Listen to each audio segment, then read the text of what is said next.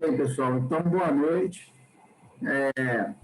Nós estamos começando aí mais uma live, né, da Casa da Pesquisa Operacional.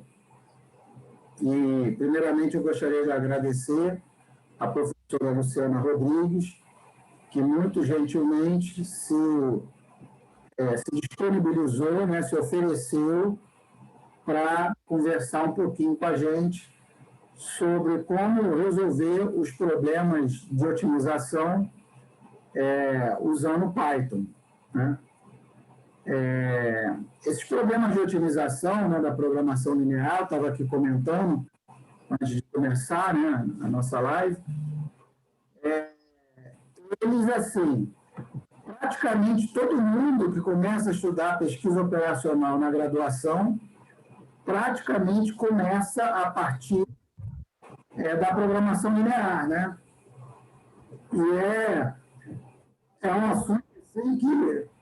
Deixa eu ver quem chegou aqui, peraí. Deixa eu ver quem quer entrar, o Lucas.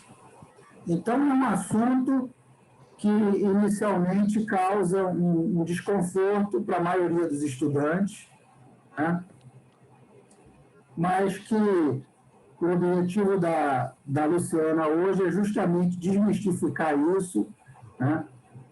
É justamente trazer uma série de exercícios usando aí o Python, né? E mostrando... Boa noite. Opa, boa noite. E mostrando como é que o Python pode resolver, né? Utilizando o Python, a gente pode resolver isso de uma maneira mais fácil. Eu estava comentando com a professora Luciana, que recentemente eu orientei um trabalho, né, de conclusão de curso, que foram necessárias 1.400.000 iterações do método simplex. Então, quer dizer, é totalmente inviável, impraticável a gente tentar resolver esses problemas, né, de maneira manual. Não dá, né? A gente aprende na faculdade, normalmente o método simplex tem lá 2 ou 3 iterações. Qualquer dia eu vou marcar uma live só para isso, só para mostrar como é que calcula lá as iterações do método simplex, né? Tomando coragem para marcar essa... Né? Estou tomando coragem, que é um assunto que o pessoal não gosta muito. Mas qualquer dia eu vou marcar. Então dá muito trabalho. Para fazer 1, 2 iterações, você leva mais de 1 hora fazendo cálculo na mão. Para fazer 1, 2 iterações. Imagine um problema real com 1.400.000 iterações, né? Então, quer dizer, é justamente daí que se torna interessante dominar uma linguagem, né? Ou R, ou Python, né? O próprio Excel, ou uma linguagem qualquer, né? Então, eu gostaria de agradecer também a presença do professor Daniel Moura, né? Lá da UFCG, que está aqui participando. É sempre uma alegria poder contar com a presença do professor Daniel, sempre com as suas intervenções muito pontuais, muito pertinentes, sempre contribuindo, né, engrandecendo a nossa discussão, tá? E, mais uma vez, obrigado a Luciana. Deixa eu habilitar aqui para você compartilhar. Então, fica à vontade aí para apresentar seu conteúdo. Tá bom. Gente, eu vou fazer algo mais prático, tá? Se vocês quiserem estar implementando junto, porque não são muitos comandos, a gente pode abrir um Google Colab, dentro do Colab a gente consegue implementar sem estar instalando nada. Então, enquanto eu vou explicando algumas coisas, quem não tiver ainda a inscrição no Colab, já pode ir agilizando para vocês também implementarem, tá bom? Alguém já fez essa implementação de problemas de otimização no Python? Eu creio que não. Não. Já trabalhei com isso? Já sim. Trabalhei sim. Você conhece esse pacote? Sim, sim, sim. Ah, legal. Então, ele é do Google, não é? O Coop? Não sei, eu não sei de quem é, assim, de quem foi quem patrocinou ele, mas eu achei ele bem completo, a documentação que eu estava falando, tem bastante exemplos, né? E ele tem vários métodos lá, matemáticos implementados. Eu vou mostrar o padrão mesmo, mas quem quiser depois eu indico, tá conhecendo a documentação dele, porque ele resolve muitos problemas e problemas complexos. Então, assim, é bem legal. Eu experimentei alguns pacotes no R também, mas eu achei esse aqui muito bem documentado, muito bom. Então, assim, a própria documentação do pacote, ela dá uma metodologia, assim, que é o que eu tenho visto no mestrado também. Então, quando você tem um problema linear, um problema de otimização para resolver, a parte mais complicada, que nem eu falei com o professor, e é o que foi aonde assim os alunos têm mais dificuldade, na parte da identificação desse modelo. Então, eu trouxe um exemplo aqui do problema que a gente vai resolver, e aí eu quero vocês participando comigo nessa identificação dos elementos. Lá na USP, esse professor ele tem uma metodologia que me ajudou bastante a trabalhar com esse tipo de problema, que eu acho que é o que faltou com o meu professor da graduação, separar os elementos, né? Então, ajudou bastante quando você vai passar para o código, porque você já tem quem é cada coisa, né? Então, eu trouxe aqui um exemplo, aonde eu tenho aqui uma carteira de investimento, certo? E aí, aqui dentro dessa carteira, o cliente ele tem algumas restrições para escolher em quais investimentos ele vai aplicar, certo? Então, esse cliente ele colocou algumas restrições aqui. Ele não quer investir 25% do total em um único título, então, não mais que 25%. Então, aqui a gente já tem uma restrição para o problema. Ele também colocou que, no máximo, 50% do total em títulos com alto risco. Então, ele já é um pouco mais moderado, né? Ele não quer colocar investimentos só até 50% em investimentos de alto risco. E aí ele também quer colocar 50% do total em títulos com vencimento superior a 10 anos. Então, aqui eu tenho os títulos, tenho os retornos, tenho o vencimento e tenho o risco, certo? Então, o que ele quer com esse problema? Ele quer saber qual a máxima rentabilidade que eu vou ter e quanto que eu devo aplicar em cada título, certo? Quantos por cento eu vou aplicar em cada um desses títulos? Eu devo aplicar no título 1, no título 2, e se eu for aplicar no título 2, respeitando essas regras aqui, certo? Então, o que a gente precisa fazer? Opa, deixa eu passar aqui. Ó, vamos identificar quem são os elementos. Aqui, a gente vai separar quem são as nossas variáveis de decisão. Então, visto lá no problema, o que a gente quer fazer? A gente quer o quê? Maximizar o percentual, certo? Então, as nossas variáveis de decisão... Muita varia no meu processo. O que acontece com o tamanho da minha amostra? Oi? Saiu o áudio aí. Ah, tá. Variáveis, quem são? Então, vai ser o percentual, o que o modelo tem que responder, né? Quando você fala variáveis de decisão, ele vai responder o quê? Ele vai responder o percentual que eu vou aplicar em cada título. Ó, você vai aplicar 30% no título 1, você vai aplicar 20%, de acordo com as regras. E qual que é a nossa função objetivo? Ele falou que ele quer o quê? Ele quer maximizar. Então, eu tenho dois tipos de problemas, né? Ou eu posso maximizar, ou eu posso minimizar, certo? Então, aqui a gente vai fazer o quê? A gente vai maximizar. Se fosse um problema de custo, eu tenho despesa, eu quero reduzir custo, aí seria um problema de minimização, né, professor? Então, aqui eu vou resolver um problema de maximização, certo? Lá a gente também separa quem são as nossas restrições.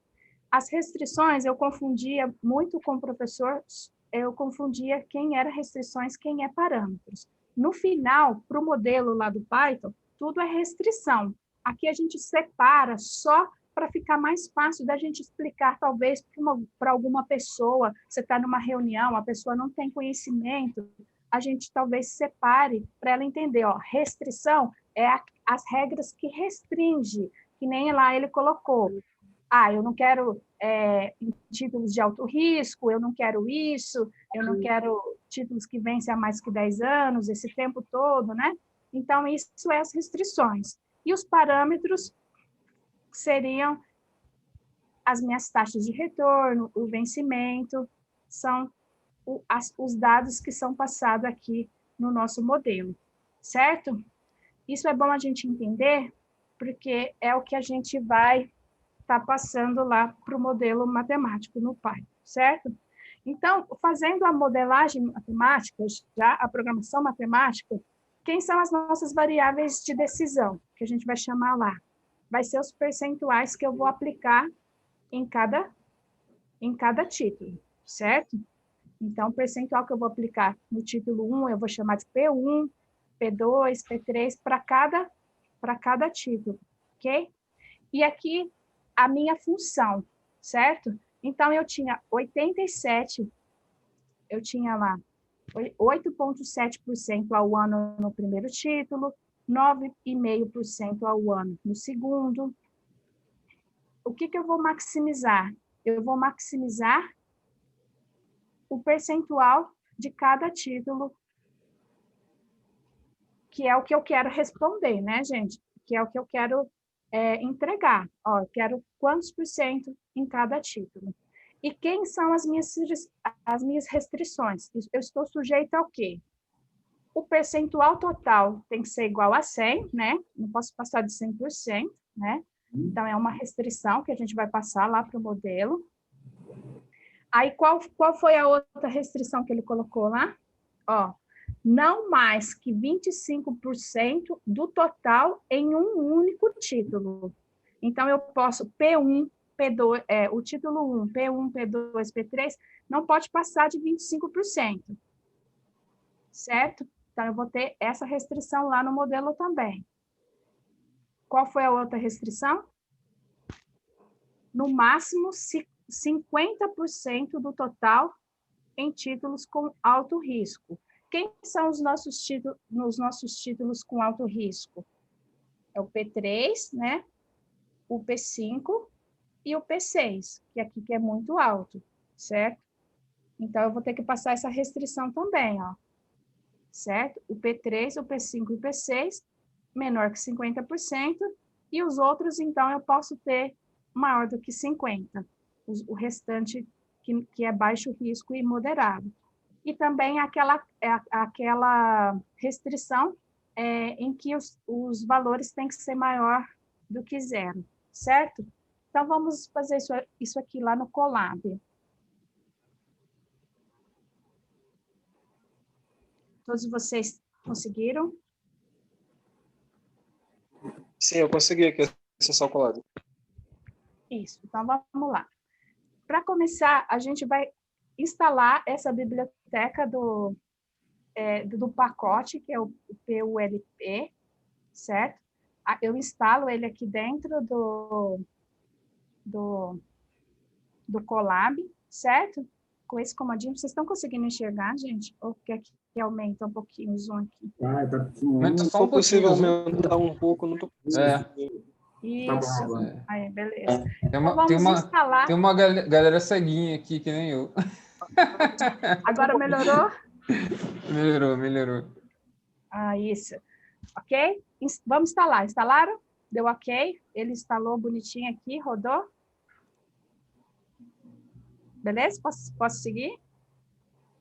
Beleza. Pode aumentar só mais um pouquinho? Mais um pouquinho? Pô, mas aí também aí o negócio tá feio mesmo. Tá certo? Beleza, vamos instalar o pacotinho bonitinho, tá, gente? Aí no Colab. Esse é o pacotinho. Eu recomendo depois vocês olharem a documentação, que tá bem completinha, tem bastante exemplos. Ok? Rodou? Instalou bonitinho? Deu erro? Como é que tá?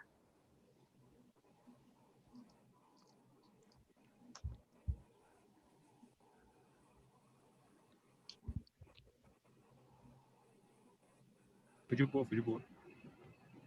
De boa? Vamos lá, então. Eu vou colocar mais esses pacotinhos aqui, tá?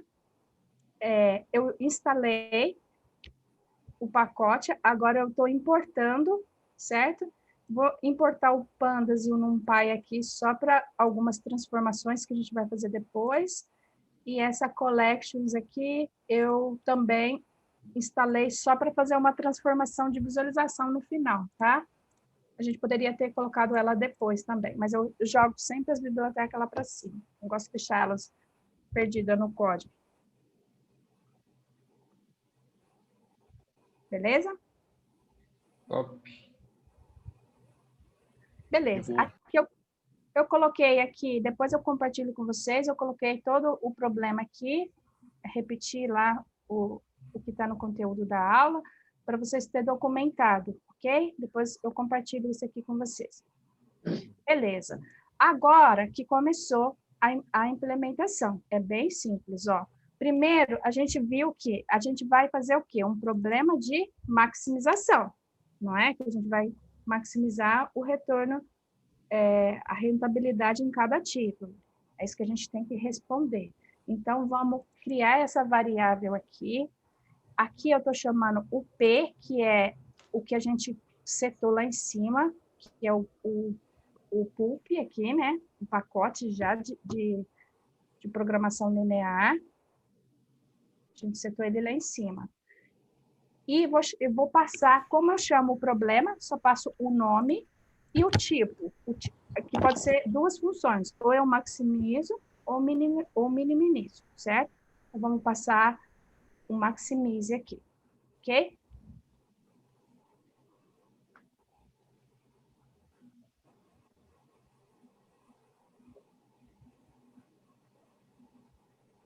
Se vocês quiserem fazer em bloquinhos separados, para ir rodando e ver se não está dando problema, também pode fazer assim, tá, gente? Beleza? Posso seguir?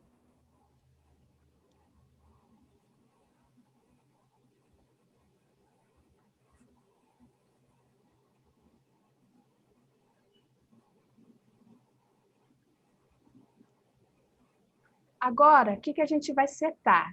A gente vai setar as nossas variáveis de decisão, certo? No caso, vai ser os percentuais de cada título, que eu vou chamar de P1, P2 e até P6, que são 6 títulos que a gente tinha lá, né? Então, vamos colocar, criar aqui com a classe P, vou chamar esse método LP Variable, vou passar que o limite inferior dele é 0. E aí, vou fazer isso para os 6 títulos.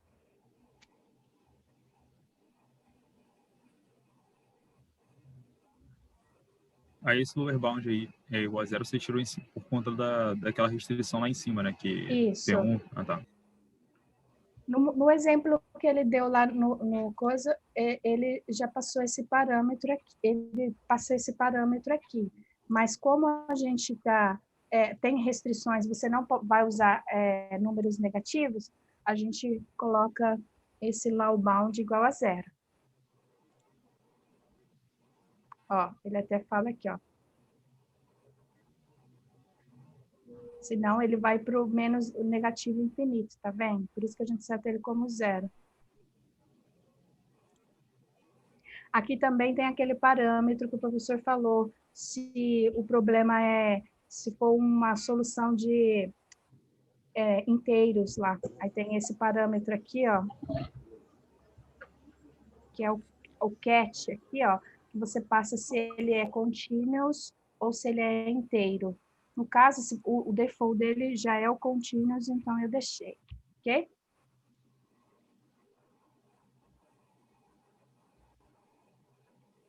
Beleza. Aqui, gente, ó, eu coloquei aqueles valorzinhos que eu tinha na tabelinha, tá? Para cada índice, que era aquelas taxas de retornos que a gente tinha lá, que elas entram na minha função, né? Na minha função objetiva. Então, eu criei ele como variáveis aqui, para ficar mais fácil, em vez de usar o número, eu usar a variável aqui, certo? Que eu peguei lá da tabelinha dos retornos, ó. Certo? Vou voltar lá. São esses aqui. Professora? Oi. Será que tem como mandar o link desse collab aí no chat? Vai ficar mais fácil para vocês, né? Eu acho que fica mais fácil. Tem sim, deixa eu te mandar. Acho que eu tenho que pôr ele como público aqui também, né?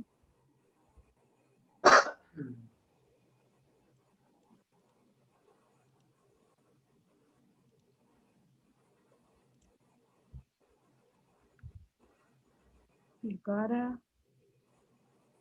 agora? Onde eu vou aqui? Vou pegar o link lá de cima mesmo, eu acho. Tem um chat embaixo, tá escrito... Ah, tá, do...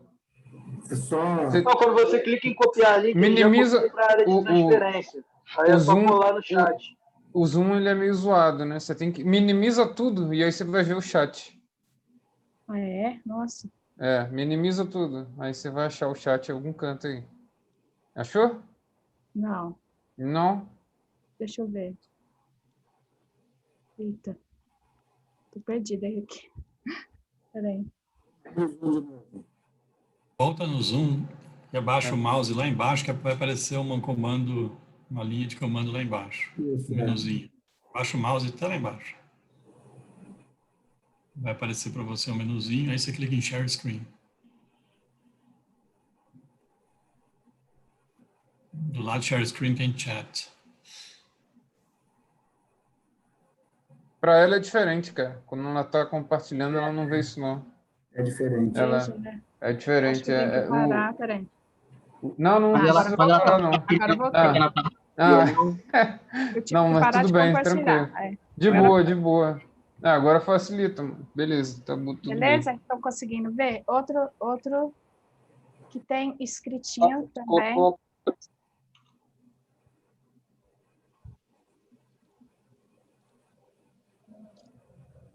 Conseguiram?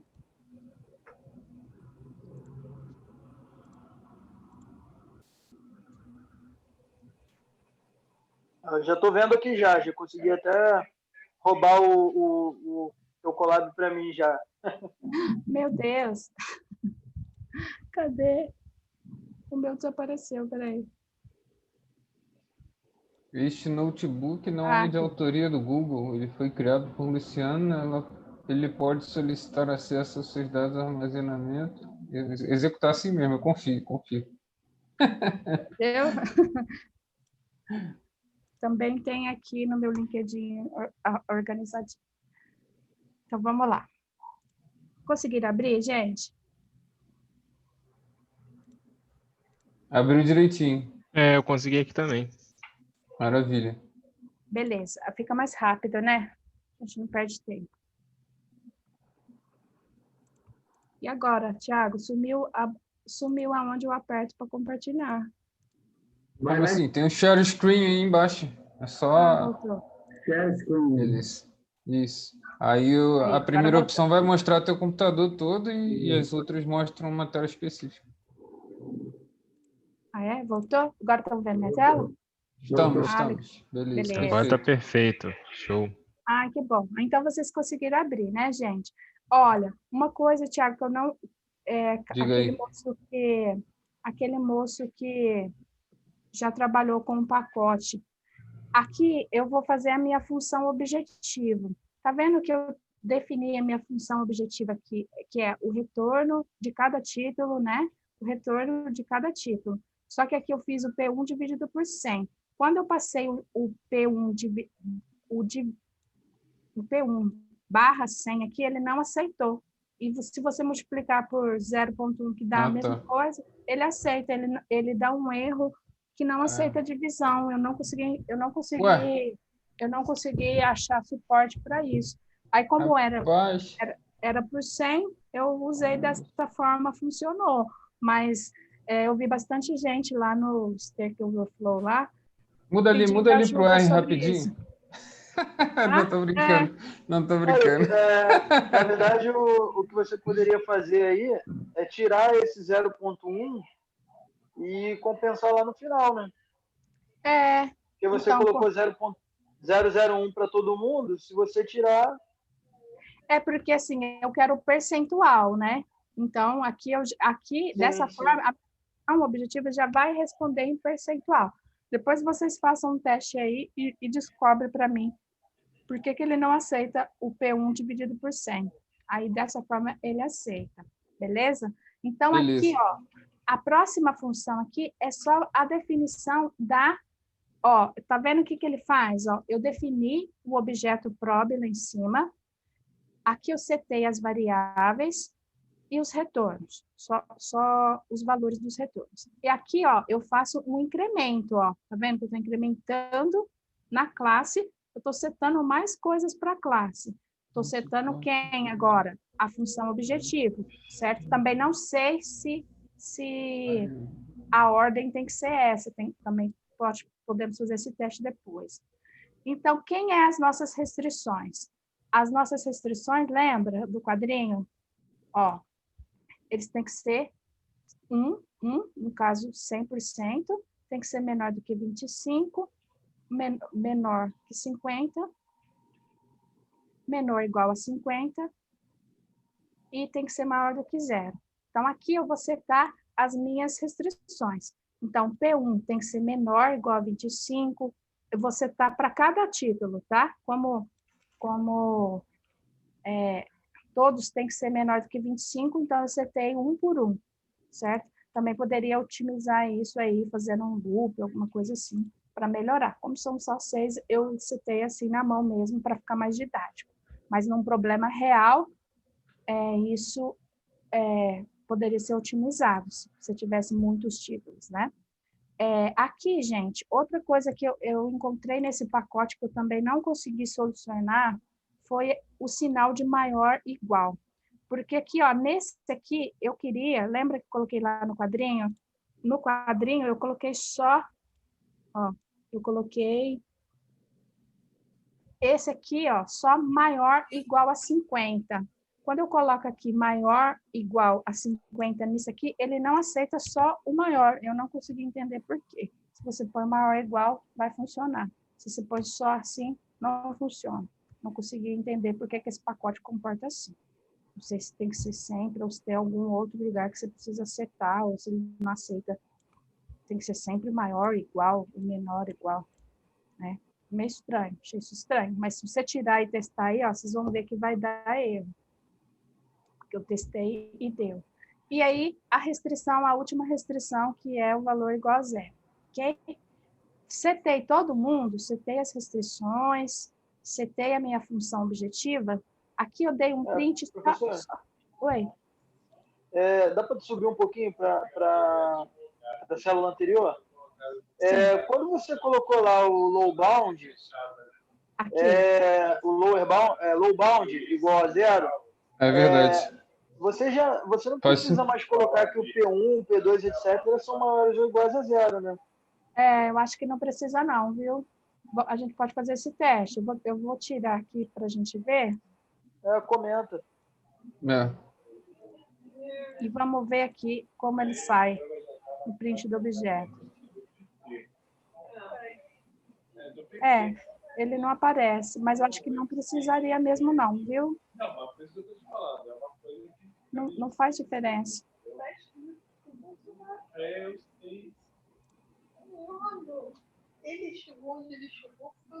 Ok, setei todas as restrições e a minha função objetiva. O que eu vou fazer agora? Aqui eu dei um print só para ver como que está o nosso objeto, né? Então, ele está com uma função de maximize e está sujeito a essas regras aqui, certo? Tem que ser cada regra daquela que a gente definiu.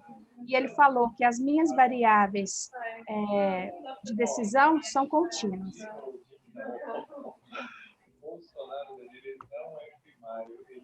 Beleza, acabou tudo isso? Pronto. Eu coloco aqui uma variável status, certo? Só para eu conseguir imprimir ela depois. E chamo esse método aqui, que é o solve.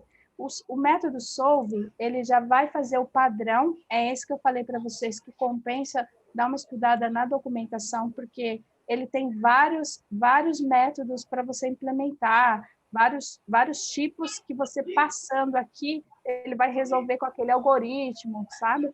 Então, esse é um comandinho que compensa você abrir a documentação lá e detalhar. O padrão é o método solver, né? Lá que é o método solver, que é o básico dele, é o default dele. E ele já, para problemas simples, ele já te dá a resposta. Então, eu executei esse comandinho aqui, ele vai bater lá dentro do pacote com aquelas regras que eu passei para a classe lá, com todas as restrições que eu passei para a classe, eu chamo esse status e aí eu vejo se ele achou uma solução ótima. Se ele retornar esse ótimo aqui, porque ele encontrou uma solução. Aí tem alguns status lá que ele pode estar respondendo aqui. E ele também achou a função objetivo, certo? Beleza, mas ainda não respondeu o nosso problema, né? A gente viu que ele conseguiu resolver, ele achou uma solução ótima. Mas quem é essa solução? Então, eu criei um dicionário aqui da solução para cada título. Quando eu chamo esse aqui, ó, p.value, eu quero o valor que você me retornou para a minha variável de decisão 1. Certo?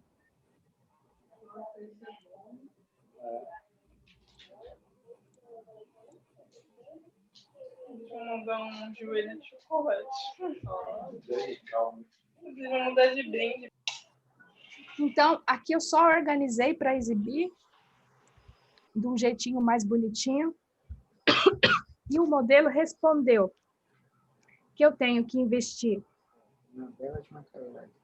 25% no título 2, 25% no título 4, 25% no título 5 e 25% no título 6. Vamos lá ver? Ó, o título 2, que foi esse aqui, né? Viu que ele respeitou as restrições? Quais eram as nossas restrições? Ó, não mais que 25%. Por isso que ele distribuiu entre os títulos. E não você mais... vai ficar rico, hein, mestre Luciano? Pois é, vou fazer minha carteira toda assim agora, Thiago. Tá vendo? 50% em títulos com alto risco. Então, ele respeitou direitinho as restrições, ó. A gente viu aqui, ó, que ele respeitou e não passou de 25%, e ele distribuiu. Por que será que ele não colocou o título 1 e o título 3? Vamos lá ver? Ó, porque o vencimento, ó, 15 anos. E esse aqui, o vencimento é 8 anos, mas ele é de alto risco. Porque ele fala aqui, ó, que não mais que 50% dos títulos com vencimento superior a 10 anos. Então, ele respeitou as restrições, ele achou a solução e te deu. Até fiz um gráfico bonitinho aqui para ver, para mostrar melhorzinho em quem você deve investir, certo? Então, gente, eu acho que vocês podem pegar esse arquivo aí, tá bem? Show de bola, muito bom. Tá Parabéns. bem explicadinho. E vale muito a pena vocês pegarem a documentação lá do pacote, que tem bastante exemplos, uns exemplos bem complexos, que usa outros métodos lá do solver. Dentro do solver, você passa esses parâmetros, qual algoritmo que você quer usar. e dá para fazer muito tipo de problema, certo? Então, acho que vale muito a pena conhecer melhor esse pacote. É isso, gente. Agora a gente pode pegar e fazer um exemplo desse para uma carteira de ações, né? Aí vocês podem me passar em quais ações eu devo comprar mês que vem. Excelente, muito bom. Isso é negociável. Hã? Agora faz a plataforma aí, Dash aí no Python, para poder fazer a otimização ali na web. Já puxar os dados, né? Aí já gera lá o teu negócio lá, né? O pessoal vai lá, você já cobra um pouquinho ali pela a montagem da carteira. Título. Você coloca seu perfil, né? Eu sou um perfil médio, eu quero... Eu tô zoando, mas tem o mestre Egélio Mendes, ele fez uma live, ele fez em Shine, né? O dele ele bota lá, ele acho que para 4 ele não cobra nada, né? Você pode fazer e tal, mas a partir de 4 aí ele vai cobrando um pouquinho mais. Para montar uma carteira de ações? Para montar a carteira. Legal, aí legal, ele mostra todos os índices, né, e tal, de volatilidade, enfim, em várias paradas, bem interessante. Então é isso, gente. Se misturar isso aí com Django, eu acho que dá samba, hein? Não é? Dá para... E o curioso é que a professora Luciana, assim, ela mostrou, né, e às vezes, para quem olha, né, dá a impressão, assim, quem não conhece, né, claro, quem conhece sabe, né, esse tipo de problema você só consegue resolver, por isso que eu bato nessa tecla, né, da importância do engenheiro de produção, de quem quer fazer um mestrado, um doutorado na área, dominar essas ferramentas, né? Então, você não consegue resolver, né? Eventualmente, o Excel resolve razoavelmente bem, né? No solver do Excel resolve muita coisa, né? Mas, hoje em dia, nós temos outras ferramentas, outras opções de ferramentas como essa que mostrou, né? Abertas, né? O Excel continua pago, né? Sim. Você tem uma série de ferramentas... Teve uma live na minha comunidade que o mestre Abel, que é professor da FPR, fez em Julia, né? Bem massa também. E ele falou que, pelas experiências dele lá, a Julia tá dando um pau no R e no Python. É mesmo? Tá dando um pau. É muito rápido. Julia é muito rápido. Eu tenho que falar isso também. Tem que dar uma olhada com calma. Pô, o Julia é uma linguagem que tem a facilidade do Python, né? Que é uma linguagem pouco verbosa, mas é compilada, né? Então, assim, é o melhor dos dois mundos. Eu acho que o único problema realmente é que não tem muita gente. Ainda não tem uma comunidade forte, A gente vai ter que desbravar, né? Pra ajudar a gente. Vai ter que ir com o facão passando no mato. Tudo mato. Pô, tu quer fazer alguma coisa em R? Cara, tem 1 milhão de pessoas para te ajudar na internet. Agora, para tu fazer um exemplo básico em Julia, tu vai ter que ir com o facão lá. Você que vai ter que criar o tutorial da Julia. Você que cria o framework. Você que vai ajudar os outros, pô. Vai criar para ajudar os outros. Bem, então é isso. Eu acho que eu gostei, né, dessa... Pô, ficou muito bom, ficou didático pra caramba, muito massa. Super didática, mão na massa mesmo. Eu acho que o que falta muito, né, assim, na abordagem de alguns professores é justamente essa concretude, né? Você pegar um problema real, um problema numérico, colocar lá, rodar, ver o resultado, fazer o que ela mostrou, né? Ver que as restrições são atendidas, né? E aí eu acho que o caminho é exatamente esse. Depois que a gente mostrar vários problemas para o aluno, ele entender que aquilo é útil, ele entender o resultado, a lógica do resultado, e por aí vai, aí a gente começa aos pouquinhos, a gente vai desbastando aí a parte matemática, que normalmente é o que eu faço com o pessoal, né? Eu mostro vários problemas e tal, e homeopaticamente eu vou mostrando o trato matemático do problema. Aí chega um ponto que todo mundo entende a parte matemática toda naturalmente, porque eles já entendem para que aquela ferramenta serve, né? Então eu vou aos pouquinhos, eu vou, né, ali e tal, aí o pessoal vai pegando o espírito da coisa. Mas é o que eu falo, gente, a gente aprende, eu não sei em que momento que isso se perde, né? A gente, como é que a criança aprende, né? A criança nasce classificando oração assindética, analítica. Não, né? A criança primeiro aprende a falar, né? Depois ela aprende a escrever, depois ela faz análise sintática, né? Não faz o menor sentido eu querer explicar análise sintática para uma criança de 2 anos, né? Então, primeiro ela começa na prática, depois ela aprende a escrever, depois ela aprende a analisar. E a gente é a mesma coisa com a matemática. Perfeito, analogia. Primeiro você tem que aprender para que esse diabo serve, desse método. Aprendi. Não sei como é que é muito bem a parte matemática, mas eu já sei que ele resolve alguns problemas. Eu já entendi por que ele resolve, né? Aí depois você vai aprendendo ali a resolvê-lo numericamente, a mecânica do método, vamos dizer assim, né? Resolver as equações, ao método simplex. Você aprende lá a pivotear, transforma o pivô em 1, multiplica a segunda linha por 2, soma com a de baixo, zera todo mundo embaixo do pivô, né? Depois você aprende a pivotear, aprende ali na mão, fazer o tabulo simplex, e aí, como último estágio, você entra lá nos espaços vetoriais, né? No alto vetor, alto valor, não sei o quê, papapá.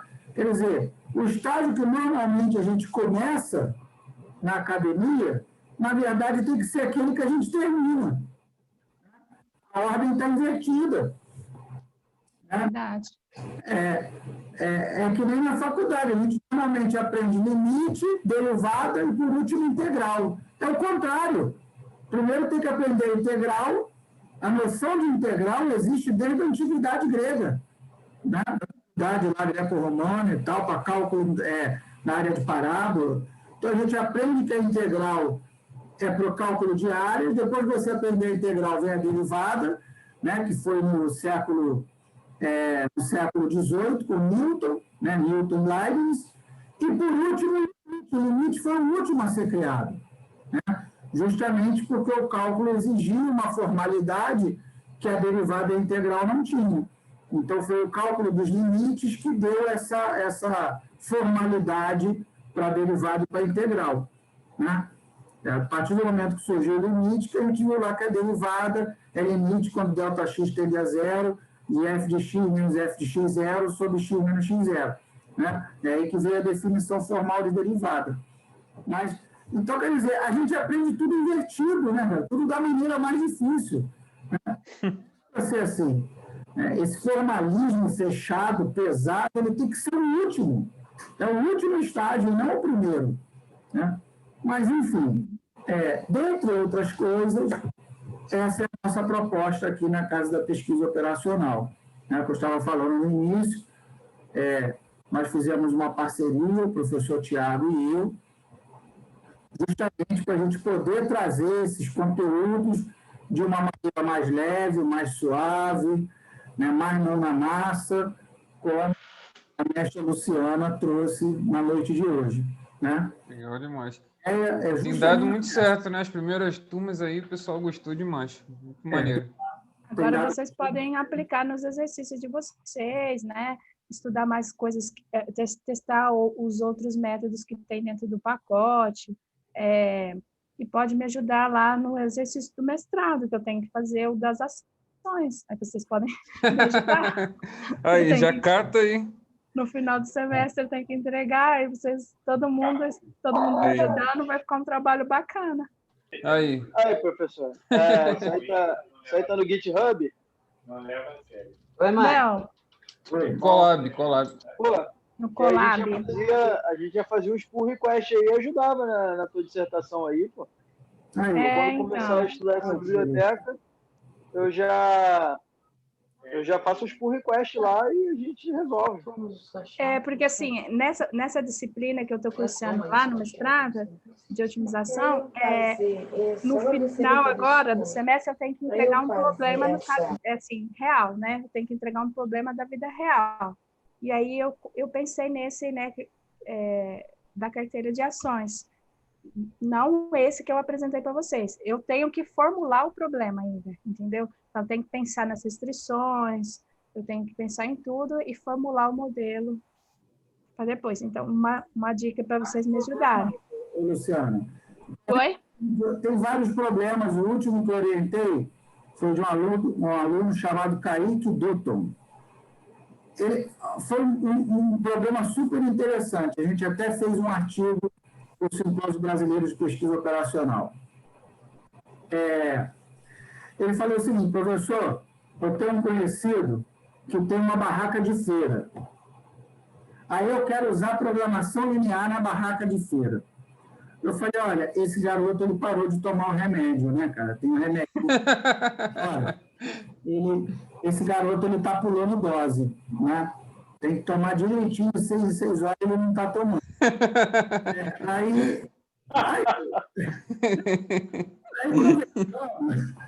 Ele falou assim, não, professor, olha só, existe uma combinação de coisas que o feirante pode vender. Laranja, banana, linguiça, carne seca, não sei o que, parará. O espaço da barraca dele é limitado, é uma restrição. Né? Então, ele tem que escolher um mix ótimo de produtos que vai dar a maior receita para ele, observando as restrições de demanda. Porque também não adianta ele comprar 200 dúzias de laranja, porque ele não vai conseguir vender as 200 dúzias. Né? Então, existe uma combinação ótima, né, que vai proporcionar para ele o maior lucro possível, respeitando a restrição de espaço da barraca. Uhum. O moleque está certo. É isso mesmo. Vou orientar o seu trabalho. Eu achei interessante, depois eu posso até mandar o link desse trabalho. Foi do SBPO do ano passado.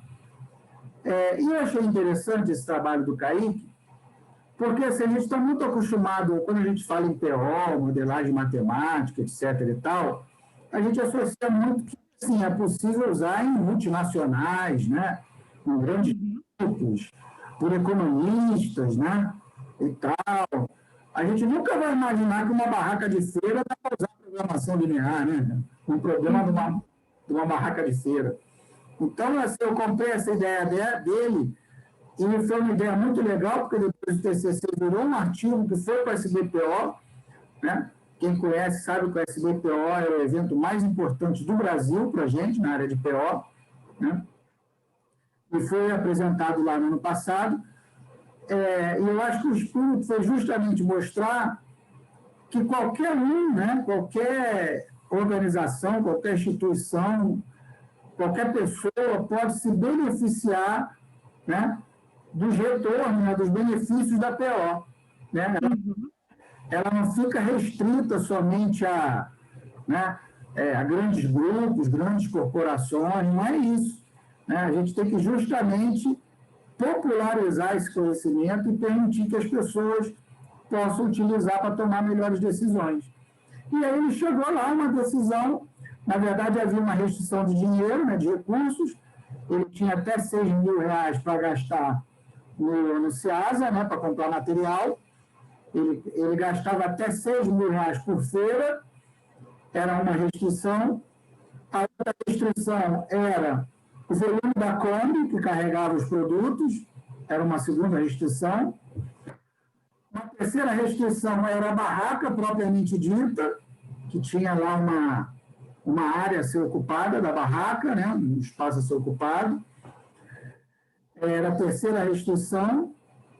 E havia restrições de demanda, né? Então dúzia de laranja. Então ele colocava lá, eu tenho que ter X, né, a variável de decisão, X laranja.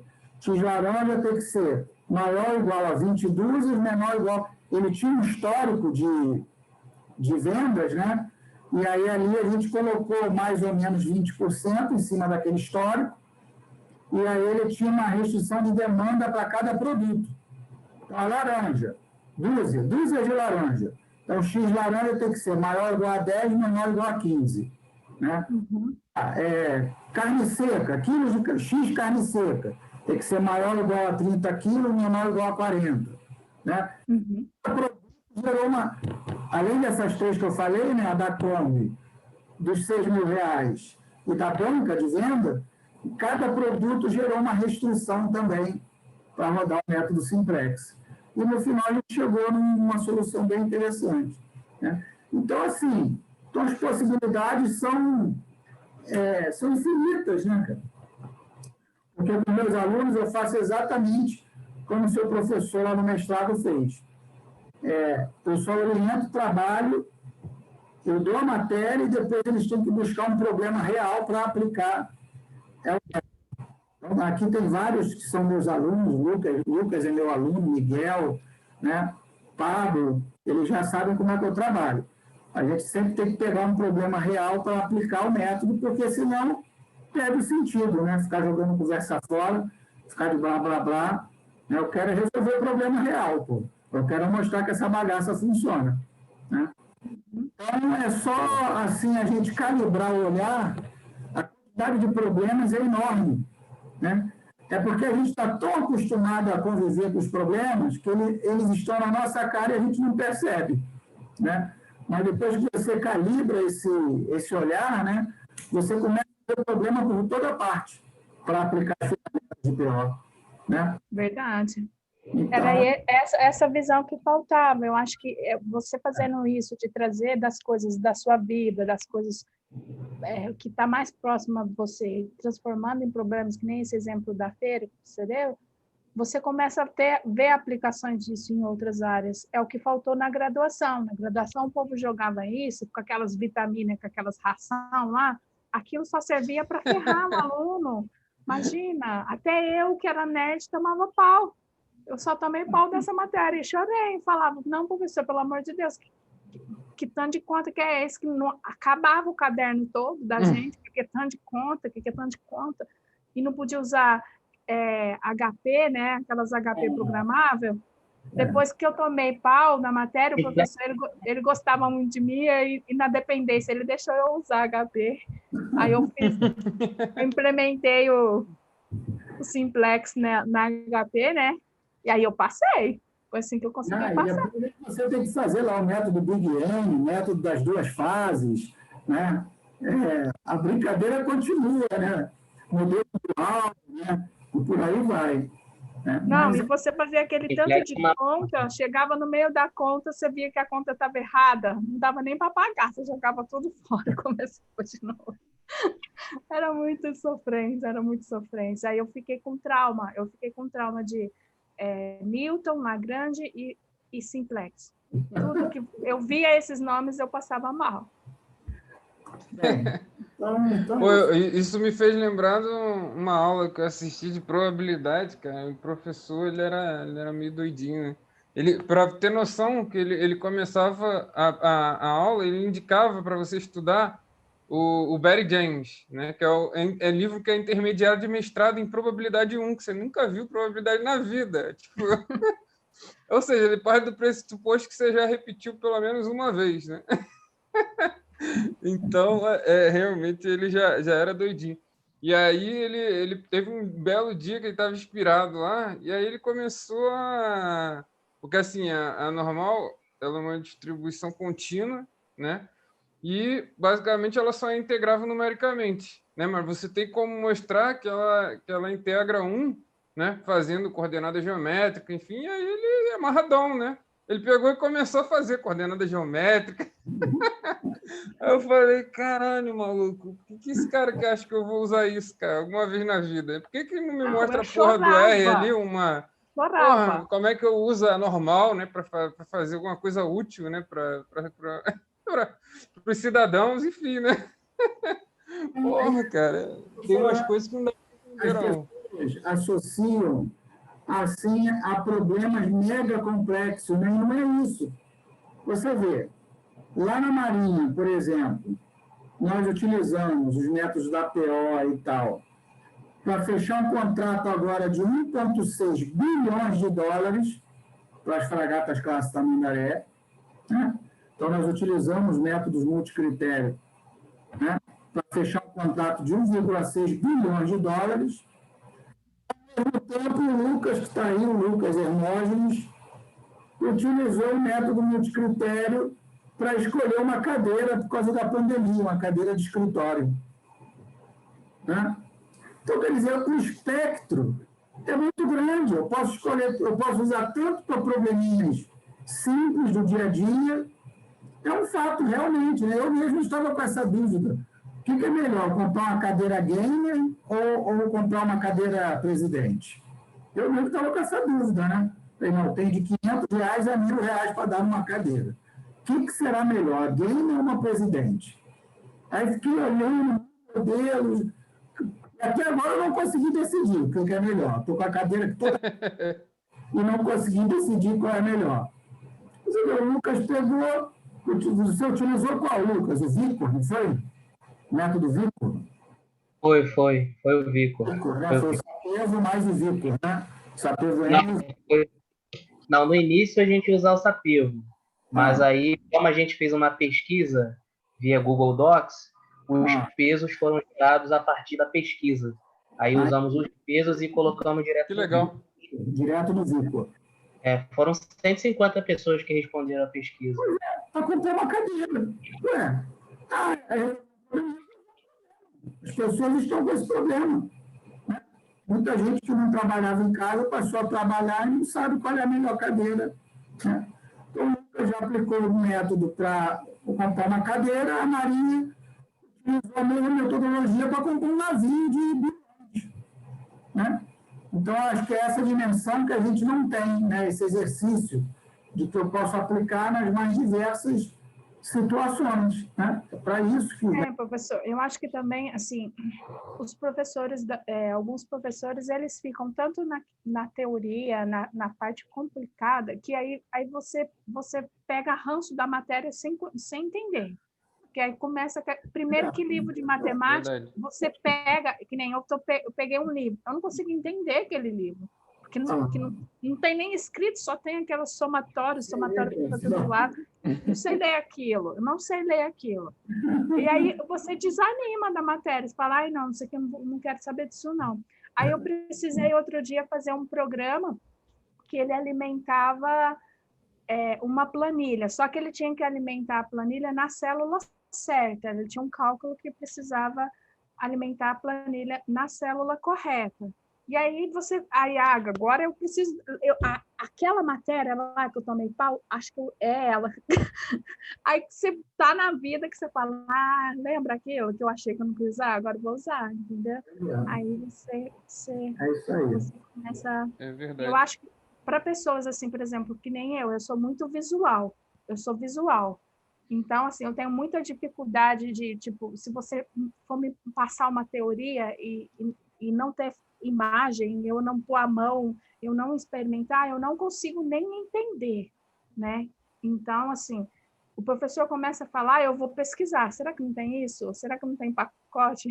E aí, essa descoberta visual, aí você começa a criar gosto por aquela matéria, por aquele assunto, vendo, né, ou testando, aplicando um problema da sua vida, algum problema real que você precisa, aí você começa a criar gosto. Se esse professor me vê fazendo uma live, agora ele não vai nem acreditar, ele vai falar assim, que aquela louca que chorava, que não entendia? Não? Boa. Mas é isso aí. Alguém tem mais alguma coisa? Alguém quer acrescentar alguma coisa? Tudo bem, o pessoal entendeu? Tem mais alguma coisa para... Show de bola. Então, só queria deixar um recado aí pro pessoal, né, que Dia 12 agora a gente vai estar abrindo a 10ª turma da comunidade de estatística, né? A professora Luciana está lá com a gente também, né? Uma comunidade muito massa. Eu sou a vendedora master do Thiago. Ela está sempre lá com a gente na comunidade, né? O pessoal compartilha muito conhecimento de qualidade, né? A gente tem aqui outros alunos também, tem o Pablo, né? Tem, deixa eu ver aqui se tem mais gente aqui, acho que o Cláudio também, né? Deixa eu ver. Enfim, é um projeto, tem o Catson também, um cara que colabora muito lá na comunidade também. Então, realmente é um projeto também muito maneiro, né? Que nem aqui a Casa da Pesquisa Operacional, né? É o mesmo formato, né? Basicamente. E a ideia é compartilhar conhecimento e desmistificar, né? Eu sigo essa linha do professor Marcos Santos, a gente se entendeu tão bem porque a gente prega praticamente a mesma coisa, né? A única diferença é que a gente prega um pouco viesado. Assim, eu prego Gauss, prego Markov, ele prega lá a galera do Peter Drucker, né? As drogas mais pesadas lá. Mas a gente tenta levar de uma forma muito mais simples, né? E sempre aplicado um software, né? Então, realmente é bem massa, né? Então, quem quiser se inscrever lá também na lista de espera da comunidade, estão todos muito bem-vindos, obviamente. Beleza? Então, obrigado aí pelo espaço. Opa, fala aí, mestre. Então, nós temos nossa live toda terça-feira, às 20 horas, da Casa da Pesquisa Operacional. Boa. Terça-feira que vem... Mas essas lives são abertas? Se vocês quiserem. Tinha convidado meu aí. É que eles estão com vergonha de eu chamar. Eles saíram. Luciano vai falar. Pode chamar, fica à vontade. Aí já saíram, mas tinha convidado meu aqui. Aí eu fiquei com... então tá. Aí eu ajudo a divulgar aí para vocês. Os cursos que são fechados, é só para quem é da comunidade. Mas as lives são abertas, né? Legal, a gente já teve 2, né? Foi um de grafos, né? A gente também fez live, né? Fez live gratuita para todo mundo e tal. Mas aí a gente também fez só que aí o treinamento ele é mais focado, né? Aí a gente já tem 30 horas de conteúdo gravado na plataforma, né? E quem pôde entrar nas outras turmas, né, presenciou, né, essas aulas, tirou a dúvida com a gente, né? Na verdade, tirou dúvida não, porque a gente bota aqui um espaço para aprender junto, né? Então, pessoal, às vezes a gente sai aprendendo muito mais, né? E isso, na verdade, não é às vezes, né? Quase sempre, né? Porque cada um vai falando a sua experiência, do que está vendo no momento e tal, e a gente vai trocando, né? Vai apontando material e a ideia vai evoluindo, né? A gente não tenta podar, não tem nada disso de, sei mais que todo mundo, não tem isso. Ninguém sabe nada, né? Todo mundo é eterno aprendiz, né? Então... a gente tenta pregar bastante essa ideia de compartilhar conhecimento, né, sobretudo, porque a gente vai dormir e vai esquecer, né, grande parte do que a gente aprendeu hoje, então não faz sentido a gente não compartilhar conhecimento. E compartilhando a gente perpetua isso, né, vira uma bola de neve aí. Exatamente. A ideia ideias geniais, né? É exatamente essa, ser um espaço de colaboração, né, cada um colabora com o que tem, com o que pode, né? Ninguém sabe mais que ninguém, né? A ideia é justamente a gente se ajudar, a ideia de uma comunidade mesmo, né? Então, nós temos uma live todas as terças-feiras, às 20 horas, né? Semana que vem, sou eu que vou fazer, eu vou falar sobre o esforço cognitivo da tomada de decisão. Por que a gente vê tanta decisão ruim por aí, né? As decisões são ruins porque elas exigem um esforço cognitivo que nem sempre o decisor está disposto a fazer esse esforço, né? Ou simplesmente não domina as ferramentas adequadas. Então, eu vou apresentar esse conteúdo na próxima terça-feira, tá? Então, estão todos já convidados. Luciana, toda vez que quiser, será bem-vinda, né? Que legal. Vem sim, eu compartilho também. Para convidar, vocês falaram, preciso convidar 100 pessoas. Vocês me falam que eu sou a chefe. Vamos marcar uma de PBI, pô. Ela é fera de PBI, ela já ganhou o campeonato aí de dashboard, ela é boa pra caramba de PBI. Eu sou visual, né? Vamos marcar. Aí, só eu não sei o que é PBI? Power BI, Tableau Power BI. também. Que é... É um Excel metido aí. Ah, sim, não, é que eu não sou tão íntimo assim, Gerente não. adora. Power BI. Tá bom, vamos marcar. Esse mês de outubro, as lives já estão fechadas, mas vamos marcar em novembro, então. Tá? Boa. Se ela tiver disponibilidade, se a Luciana tiver disponibilidade, a gente marca uma para novembro. Pode Vamos ser, marcar? pode ser Tableau Beleza. também. Olha aí. Eu acho mais chique. O Tableau é sacanagem, é foda, ele é muito bom. Então, pessoal. Então, boa noite a todos, tá? Então, terça-feira, a gente se vê aqui na Casa da Pesquisa Operacional. Tá? Boa noite a todos. Valeu, boa noite. Boa noite. Falou, Valeu, gente. mestre. Boa noite. Tchau. Parabéns, Mestre Luciano. Tchau, tchau. Depois me adicionem lá no LinkedIn, tá bom, pessoal? Boa. Boa noite. Tchau. Fechou, vai.